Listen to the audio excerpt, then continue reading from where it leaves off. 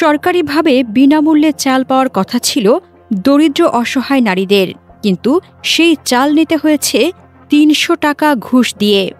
গলাচিপা উপজেলার চিকনিকান্দি ইউনিয়নের সুবিধাবঞ্চিত নারীদের কাছ থেকে জনপ্রতি ৩০০ টাকা করে আদায় করছিলেন ইউনিয়নের ভারপ্রাপ্ত চেয়ারম্যান নাসির উদ্দিন ও তার সহযোগী ইসহাক মোল্লা। সোমবার দুপুরে ইউনিয়ন পরিষদের চাল বিতরণ শুরু হলে সুবিধাভোগীরা ফেরত চান আগেই দেওয়া ঘুষের টাকা, কিন্তু অভিযুক্তরা তা অস্বীকার করলে শুরু হয় হট্টগোল ও বিশৃঙ্খলা।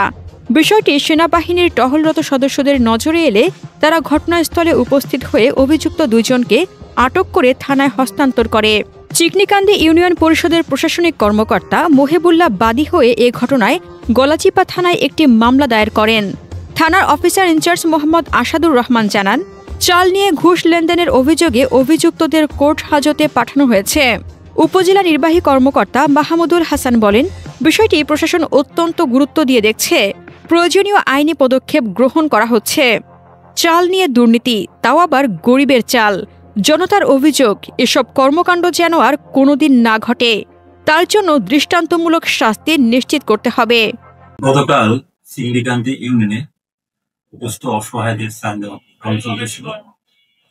সেই সময় কিছু ভুক্তভোগী ইউনিয়ন পরিষদে যায়, তারা এই যে প্যানেল চেয়ারম্যান নাসির তার কাছে তাদের পাওনা টাকা, তাদেরকে চাল দেবে মর্মে তাদের কাছ থেকে ৩০০ করে টাকা দেয়। এরকম একটা ঘটনা ঘটে। তখন ওই ভুক্তভোগীরা তাদের কাছে টাকা চাইতে গেলে সে অস্বীকার, তখন সেখানে একটা বিশৃঙ্খলা হয়।